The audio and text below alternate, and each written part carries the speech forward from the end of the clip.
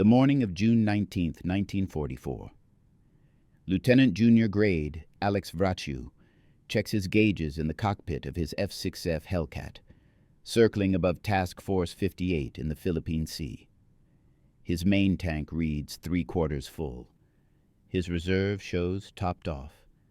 His wingman's voice crackles through the radio, confirming the same. They've been airborne for 40 minutes, hunting Japanese strike aircraft inbound toward the American carriers. Vraciu doesn't think about his fuel. He doesn't need to. The system works. 300 miles to the west, Lieutenant Sakio Komatsu climbs into his Mitsubishi A6M0 aboard the carrier Shokaku. His fuel tanks are full, barely. The ground crew has loaded every drop they can spare. Komatsu knows the mathematics of his mission. 250 miles to target, combat over the American fleet, 250 miles home. The numbers work only if everything goes perfectly, if the winds cooperate, if he finds the enemy exactly where intelligence predicts, if combat lasts no more than 20 minutes, if he doesn't need to maneuver extensively, if he makes it back at all. This is the story of how fuel, simple, unglamorous fuel, became the invisible hand that strangled Japanese naval aviation, while American pilots flew with margins of safety their enemy could barely imagine. If you're enjoying this deep dive into the story, hit the subscribe button and let us know in the comments from where in the world you are watching from today. The disparity didn't begin with technology or training. It began with oil wells and tankers, with refineries and supply lines, with the fundamental industrial capacity that turned crude petroleum into aviation gasoline and delivered it across thousands of miles of ocean. By mid-1944, this disparity had become the central, undeniable fact of the Pacific War's air campaign, a fact that killed Japanese pilots not through superior American skill or better aircraft, but through the simple, brutal mathematics of empty tanks. In December 1941, when Japanese carrier aircraft struck Pearl Harbor, fuel seemed infinite. The A6M0 carried 137 gallons internally, with optional drop tanks adding another 72 gallons for extended missions. This gave the Zero an operational radius of over 1,100 miles, unmatched by any carrier fighter in the world. Japanese pilots flew the Hawaii mission confident in their fuel margins. They struck, they returned, they landed with reserves.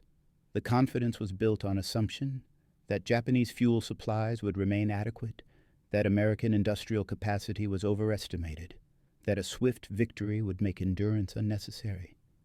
Japanese naval planners knew their nation produced almost no oil domestically. They knew the war's entire strategic premise depended on seizing the oil fields of the Dutch East Indies and maintaining maritime supply lines.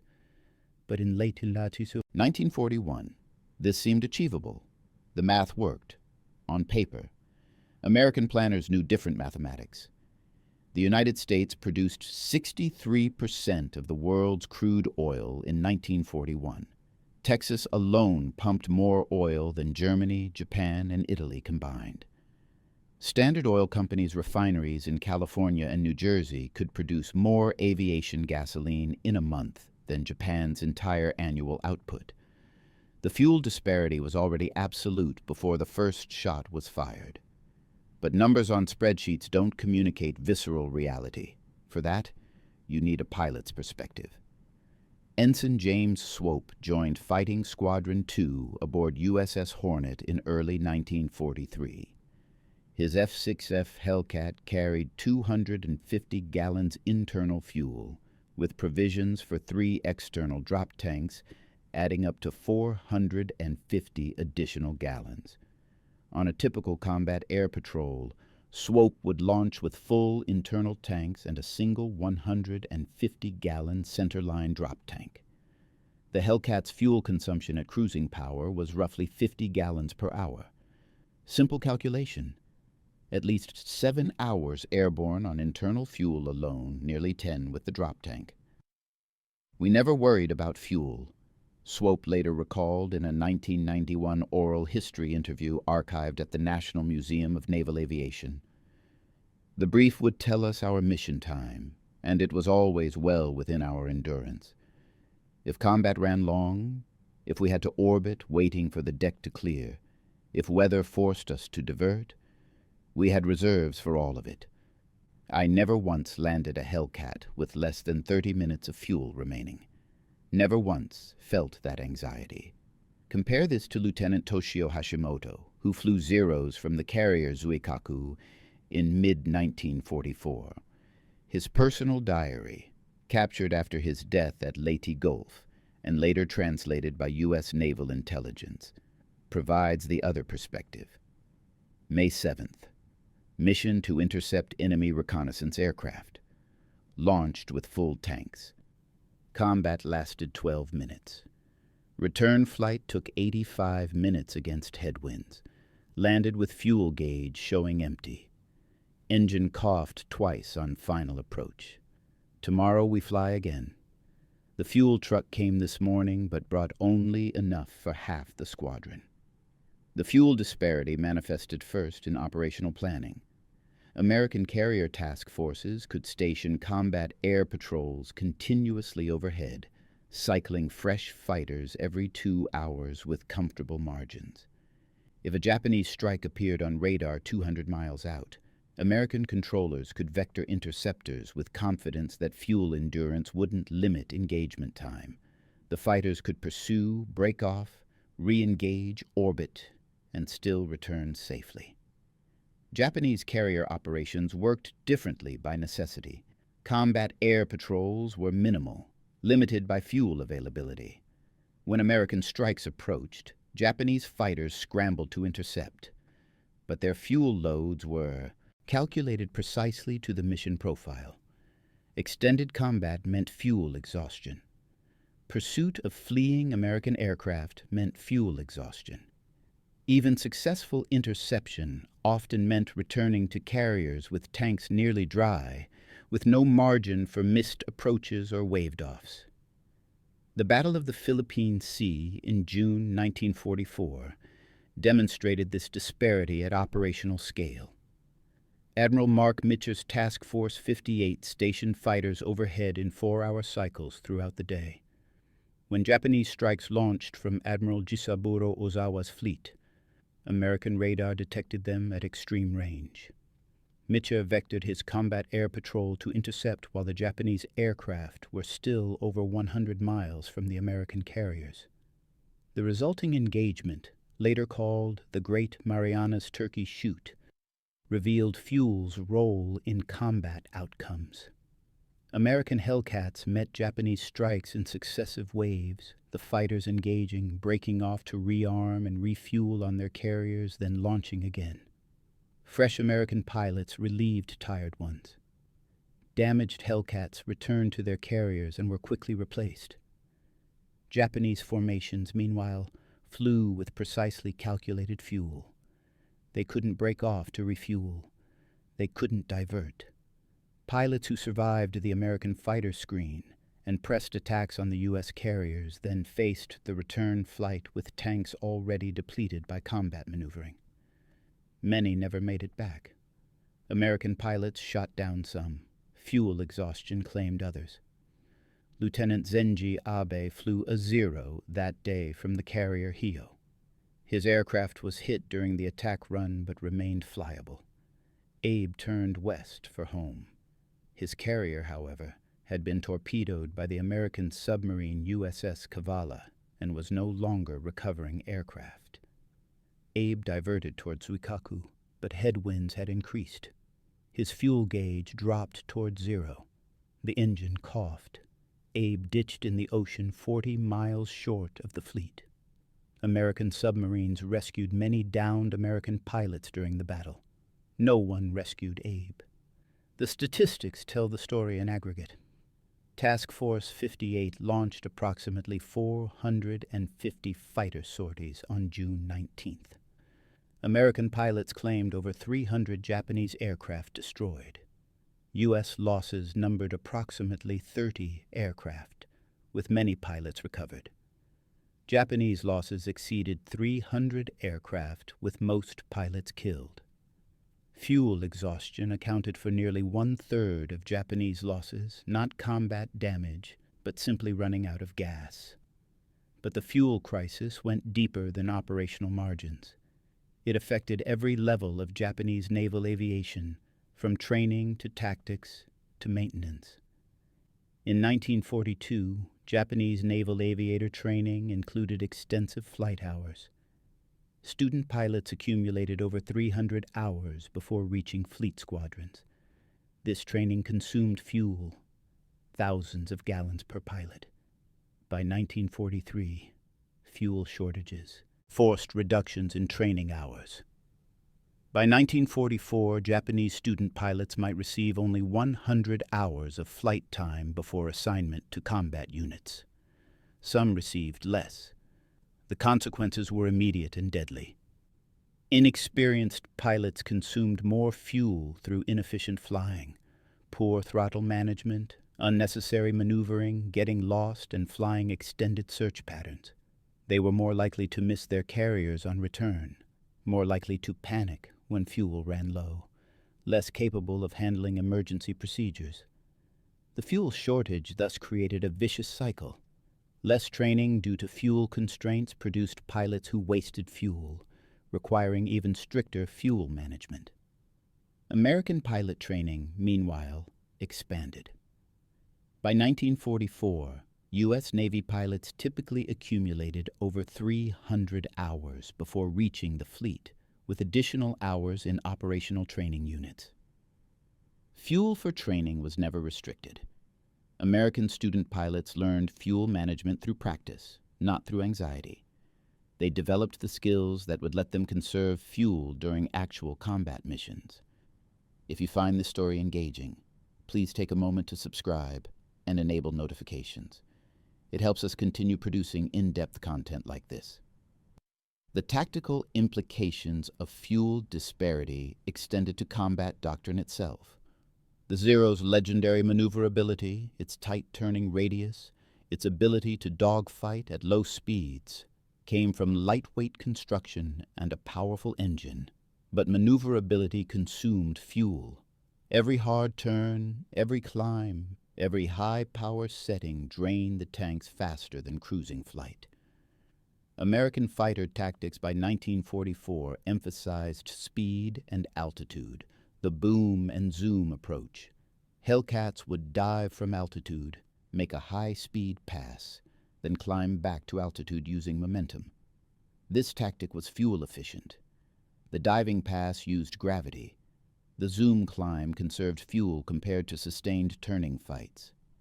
American pilots could engage, disengage, and re-engage multiple times with comfortable fuel margins. Japanese pilots lacked this option. Their fuel loads couldn't support multiple engagement cycles. They had to commit to combat immediately and decisively. If they broke off to conserve fuel, American fighters could simply chase them down. The Zero's advantage in turn fighting became irrelevant if American pilots refused to turn with them, and American pilots could refuse because they had fuel margins to extend combat until Japanese tanks ran dry. Commander David McCampbell, the Navy's leading ace, explicitly used fuel as a weapon.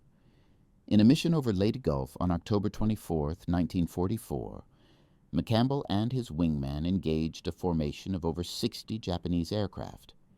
Rather than diving into the formation for a quick pass, McCampbell positioned himself at altitude and picked off aircraft one by one over an extended engagement lasting 90 minutes. He shot down 9 aircraft that day. His wingman got 6.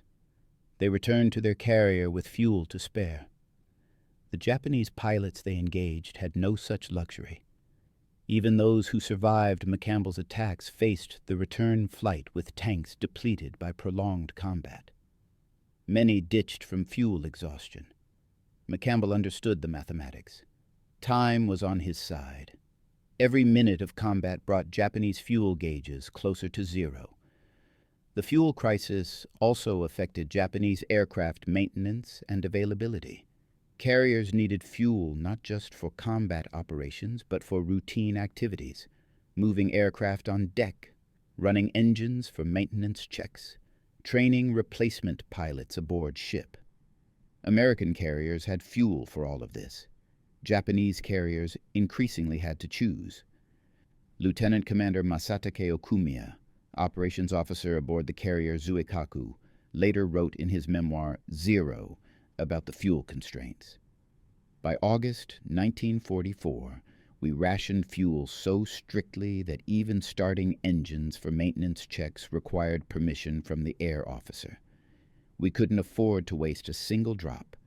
Pilots who landed with more than minimal fuel faced questions about why they hadn't pressed their attacks harder or stayed in combat longer. The assumption was that any fuel remaining could have been used for fighting. This created pressure on pilots to cut fuel margins dangerously thin. A pilot who returned with conservative fuel reserves might face accusations of timidity. A pilot who ditched from fuel exhaustion after aggressive combat was considered honorable. The institutional incentive structure pushed pilots toward fuel exhaustion as proof of commitment. American institutional culture worked oppositely. Pilots who returned with minimal fuel faced questions about their mission planning or judgment. The assumption was that proper planning included adequate reserves. Running low on fuel was considered poor airmanship, not evidence of aggressive fighting. This cultural difference reflected underlying material reality. Americans could afford margins, Japanese couldn't. The fuel disparity manifested most starkly in carrier recovery operations. American carriers maintained dedicated tanker aircraft, Douglas Devastators, early in the war, later Douglas Sky Raiders, that could refuel fighters airborne if combat ran long. Japanese carriers had no such capability. A Japanese pilot low on fuel had one option: land immediately or ditch. This created cascading problems during combat operations. If a carrier came under attack, it had to maneuver aggressively, making aircraft recovery impossible. American fighters could orbit at altitude, waiting for their carrier to steady on course for landing. Japanese fighters running low on fuel during carrier maneuvers faced impossible choices: ditch while the aircraft still had power for a controlled water landing, or wait for recovery operations and risk the engine quitting during approach. Lieutenant Kaneyoshi Muto experienced this exact scenario on June 20, 1944, during the second day of the Philippine Sea Battle. Muto had launched before dawn for a strike against American carriers. The mission profile assumed he would find targets quickly, attack, and return before fuel became critical. Instead, bad navigation delayed the strike. When Japanese aircraft finally located American ships, intense anti-aircraft fire disrupted the attack. Muto survived and turned for home, but his carrier Hio had been sunk hours earlier. He diverted to Zuikaku. The carrier was under air attack when Muto arrived overhead. It maneuvered violently, unable to recover aircraft. Muto's fuel gauge showed empty. He orbited for 20 minutes, watching his fuel pressure drop. The engine began running rough. He had perhaps 5 minutes of power remaining. Zuikaku was still maneuvering. Muto called the carrier, declaring fuel emergency. The air officer told him to wait. 3 minutes later, Muto's engine quit. He glided the Zero into the ocean half a mile from the carrier. He survived the ditching but drowned before rescue boats could reach him through the rough seas. American pilot losses from fuel exhaustion during the same battle occurred primarily during the famous Mission Beyond Darkness. Admiral Mitcher's decision to launch a late afternoon strike that would require pilots to return and land after dark. Over 200 aircraft launched. The strike hit Japanese carriers at extreme range. The return flight stretched American fuel margins to their limits. Pilots began running low on fuel as they approached Task Force 58 after dark. Mitcher made a decision that would have been unthinkable for Japanese commanders. He ordered every ship in the task force to turn on all lights, making the fleet visible for miles and creating an enormous target for any Japanese submarines in the area. He sacrificed security for pilot recovery. American carriers then began recovering aircraft with fuel in their tanks so low that engines quit during taxi after landing. Some Hellcats ditched near the task force when their tanks ran dry short of the carriers. Destroyers immediately moved to rescue positions, pulling pilots from the water. Despite the extreme fuel situation, American losses totaled approximately 20 aircraft to fuel exhaustion, with most pilots rescued. The fleet had accepted risk to save pilots. Japanese commanders faced similar decisions regularly, but lacked the resources to make the same choices. Turning on lights meant nothing if rescue destroyers lacked the fuel to maneuver for pilot recovery.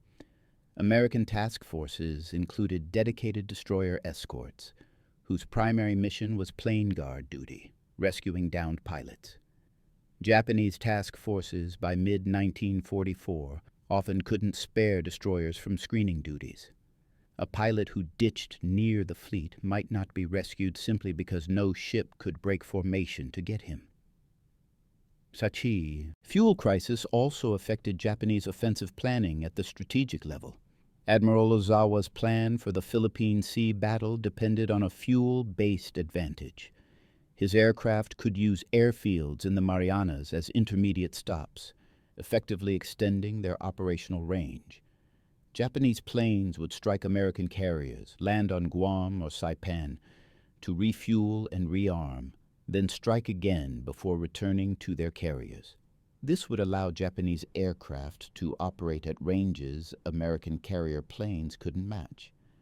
The plan failed because American forces had already neutralized the Marianas airfields. Japanese aircraft that tried to land on Guam found runways under bombardment. Without the fuel stops, Japanese strike aircraft had to make round trips from their carriers at extreme range. Exactly the fuel-constrained scenario American planners hoped for.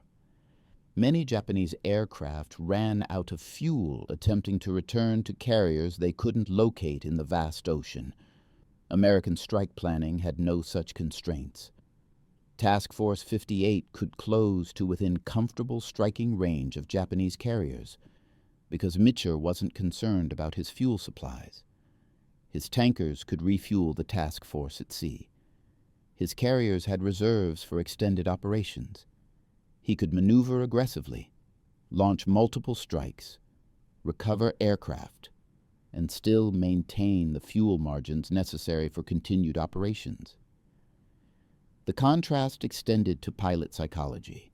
American pilots interviewed after the war consistently described fuel awareness as background concern, managed through training and procedures but never a source of anxiety. Japanese pilots described fuel as constant psychological pressure, a countdown clock that dominated every mission. Ensign Kiyoshi Ogawa, who flew Zeros from shore bases in the Philippines in late 1944, kept a diary later captured by American forces. His entry from October 10th describes a fighter sweep over Leyte Gulf.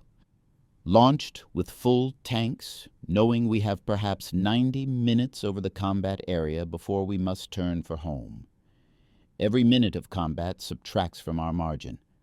We see American fighters above us and must decide, climb to engage and consume extra fuel, or maintain altitude and hope they don't see us.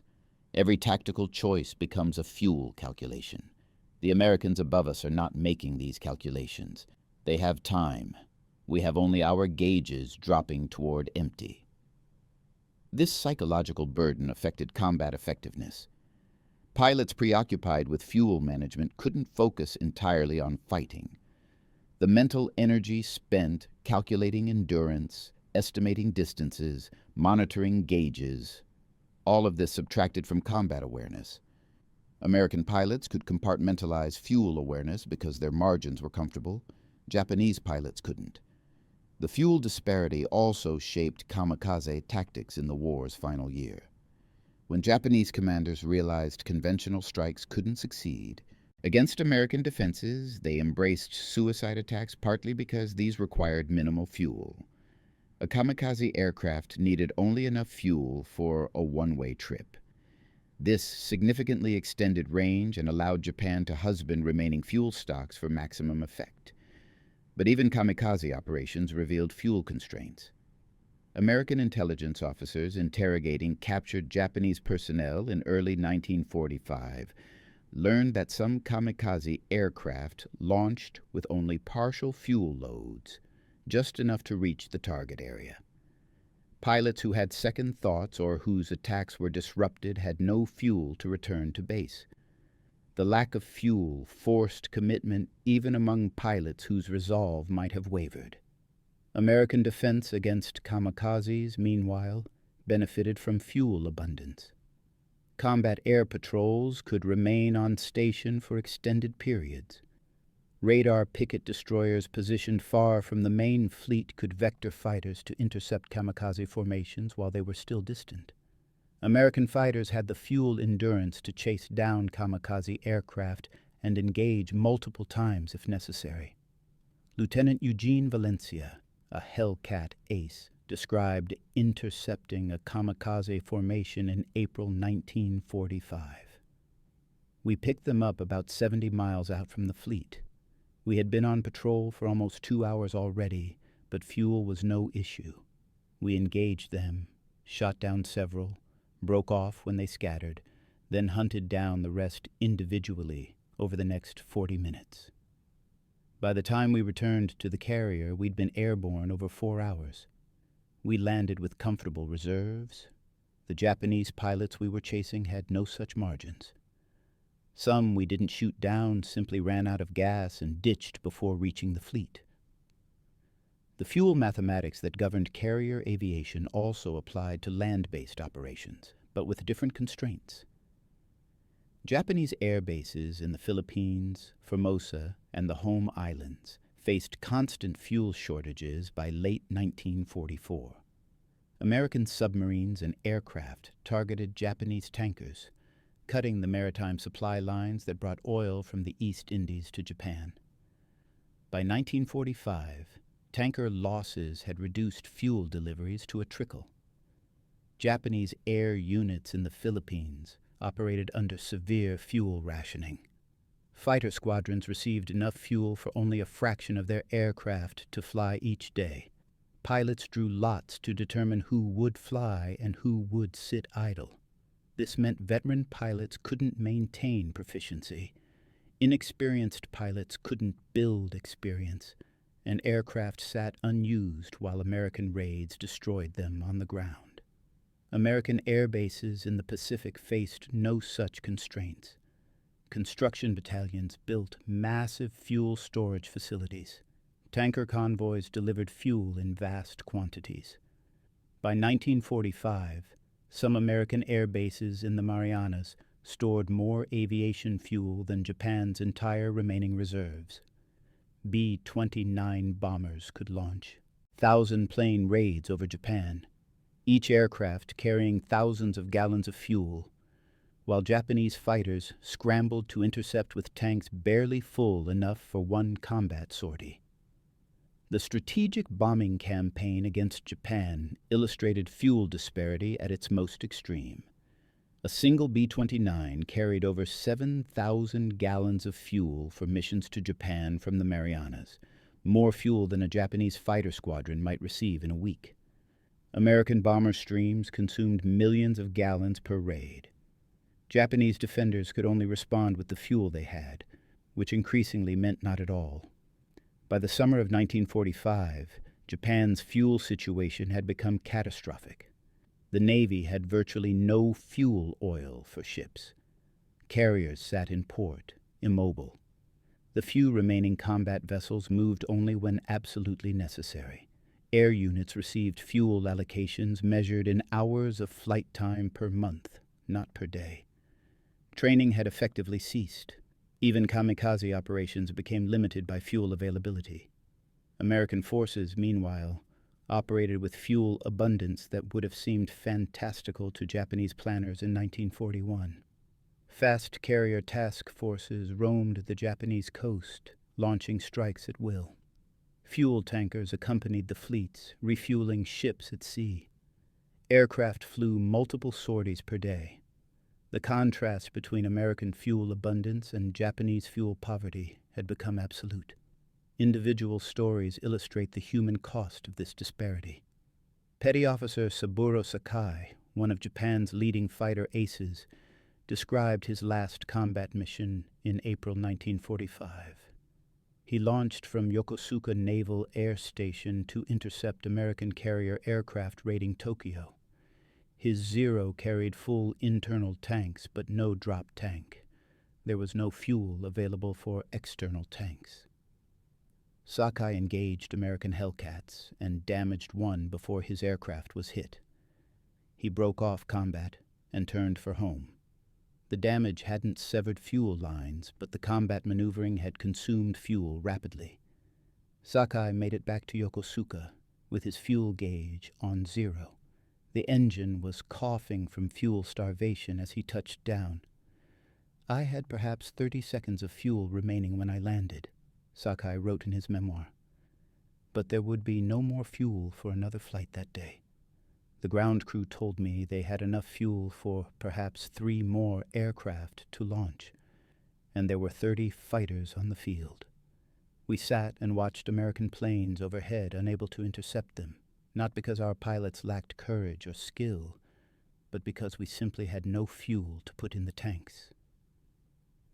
Compare this to the experience of Lieutenant Junior Grade Donald McPherson, flying from USS Essex on that same April day. McPherson's Hellcat launched as part of a strike against airfields near Tokyo. The mission profile allocated 4 hours of flight time. Combat over the target area lasted 25 minutes. McPherson's aircraft took some anti-aircraft damage but remained flyable. He returned to Essex and entered the landing pattern with 45 minutes of fuel remaining. The carrier's deck was temporarily fouled by a previous landing accident. McPherson and other aircraft in the pattern were waved off and told to orbit. They circled for 30 minutes while the deck was cleared. McPherson finally landed with 15 minutes of fuel left, still above minimum reserves. "I never felt anxious about fuel," McPherson recalled in a post-war interview. "The brief told us what we needed, and we always had more than enough. Even with the delay landing, I knew I had reserves. The system worked. We trusted it." The institutional systems supporting American and Japanese pilots reflected the underlying fuel disparity. American carriers had sophisticated fuel management systems, gauges, procedures, calculations, all designed to ensure pilots always knew their fuel state and always had margins. Japanese carriers had similar systems initially, but as fuel became scarce, the systems became tools for rationing rather than safety. American pilots received extensive training in fuel management, not from scarcity, but from professional thoroughness. They learned to calculate endurance, to monitor consumption, to plan missions with reserves. Japanese pilots received similar training, but by late war, the training emphasized stretching fuel to absolute limits rather than maintaining safety margins. The psychological impact of constant fuel anxiety on Japanese pilots is difficult to quantify but undeniable. Every mission carried the background fear of fuel exhaustion. Every combat decision included fuel calculations. The freedom to focus entirely on tactics, on fighting, on survival. American pilots had this freedom because fuel was abundant. Japanese pilots increasingly didn't. This manifested in combat effectiveness. Studies of air combat results from 1944 and 1945 showed Japanese pilots making decisions that seemed tactically unsound until fuel constraints are considered. Breaking off attacks prematurely, avoiding combat when engagement seemed advantageous, failing to pursue damaged American aircraft. In many cases, these decisions reflected fuel awareness. A pilot with 30 minutes of fuel remaining couldn't afford extended combat even if the tactical situation favored engagement. American pilots faced no such constraints. They could press attacks, they could pursue, they could re-engage. Fuel abundance translated directly into tactical flexibility, which translated into combat success. The industrial foundations of the fuel disparity reveal why Japan could never close the gap through operational efficiency or tactical brilliance. American oil production in 1944 exceeded 1.7 billion barrels annually. Japanese production, even including captured oil fields in the East Indies, never exceeded 50 million barrels, less than 3% of American Chudai output. No amount of careful fuel management could overcome a 30-to-1 production disadvantage. But the disparity wasn't just production. It was transportation and refining. The United States had vast refinery capacity to turn crude oil into aviation gasoline. Japan had limited refineries, and most were in the home islands, requiring tankers to transport crude oil from the East Indies thousands of miles across submarine-infested waters. American submarines sank tankers faster than Japan could replace them. By 1945, most crude oil from the East Indies never reached Japan. The mathematics were brutally simple. Each tanker sunk meant less crude oil delivered. Less crude oil meant less aviation gasoline. Less aviation gasoline meant fewer training hours, shorter combat missions, reduced operational tempo. The fuel famine fed on itself, spiraling downward as American submarine warfare strangled Japanese supply lines. Japanese attempts to compensate included developing synthetic fuel from coal and alcohol from potatoes. These programs produced minimal quantities at enormous cost. The quality of synthetic aviation fuel was inferior. Lower octane, more engine deposits, reduced performance.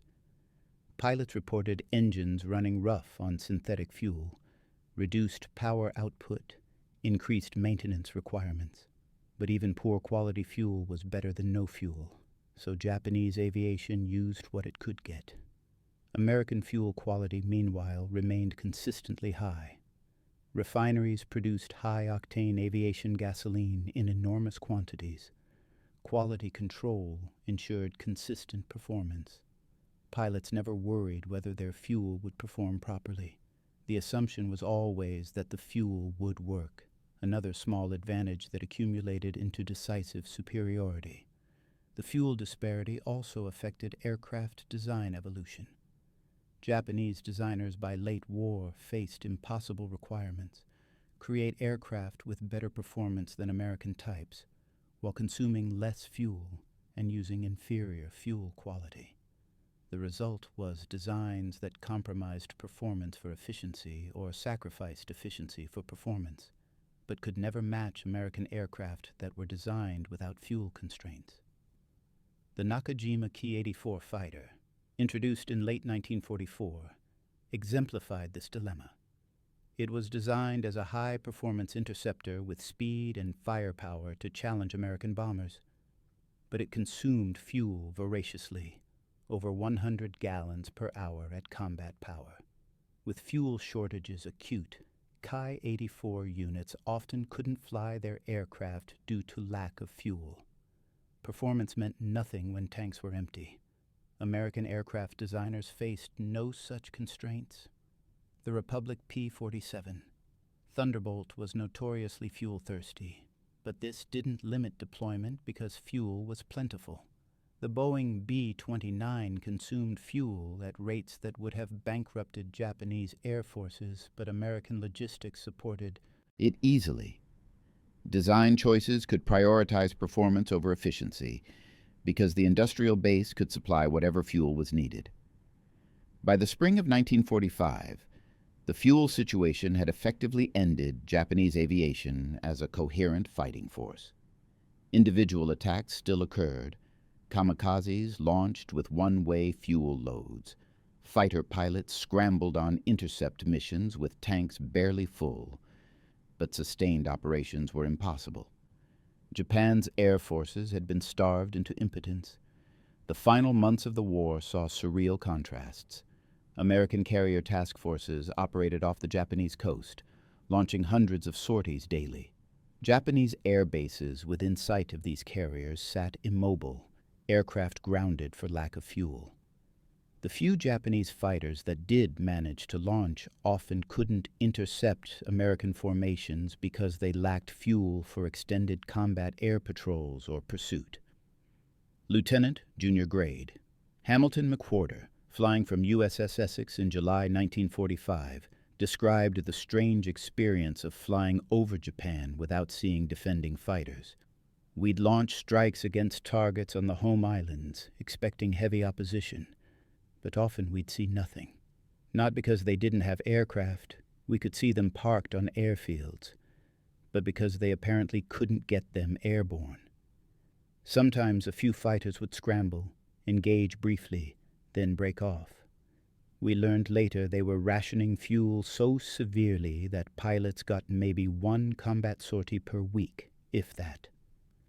Japanese pilots experienced this from the opposite perspective. Warrant Officer Minoru Wada, stationed at Atsugi Airfield near Tokyo in August 1945, kept a diary describing the final weeks. August 5th, American carrier aircraft overhead again. We have 30 fighters serviceable. We have fuel for perhaps 5 aircraft. The squadron commander selects who will fly based on experience and aircraft condition. The rest of us wait on the ground, watching enemy planes above, unable to engage. It's a special kind of helplessness, not lacking courage or skill or weapons, but simply lacking the gasoline to put those weapons into action. The contrast encapsulated the entire Pacific War's material reality. Japanese forces often had skill, courage, and tactical proficiency. What they lacked was the industrial capacity to sustain operations. Fuel was merely the most visible manifestation of this disparity, but it pervaded every aspect of the war.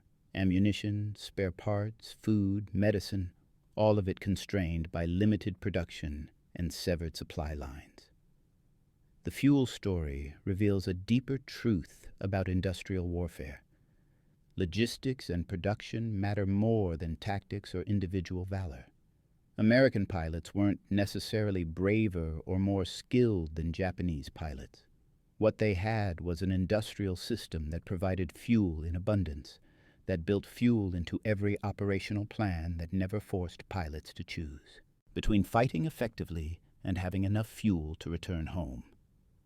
Japanese pilots made heroic efforts to overcome fuel constraints through tactical creativity and operational efficiency. But no amount of creativity could overcome 30-to-1 production disparity. No tactical brilliance could create fuel that didn't exist. The mathematics were inexorable.